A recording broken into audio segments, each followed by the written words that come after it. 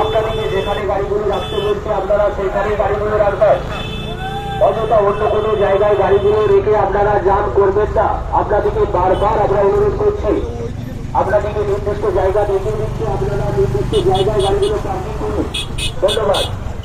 বারবার ঘোষণা করছি আমাদের হুগলি জেলা গ্রামীণ পুলিশের পক্ষ থেকে যে সমস্ত 4 চাকা বা 4 হুইলার গাড়িগুলি নিজে পার্কিং 1 নম্বর গেটে প্রবেশ করছেন সে সমস্ত ড্রাইভার তাদের অনুরোধ করছি, আপনাদেরকে যেখানে গাড়িগুলি রাখতে বলছে আপনারা নির্দিষ্ট জায়গায় আপনারা রাখবেন। যেখানে আপনাদেরকে জায়গা দেখিয়ে দিচ্ছে সেইখানে আপনারা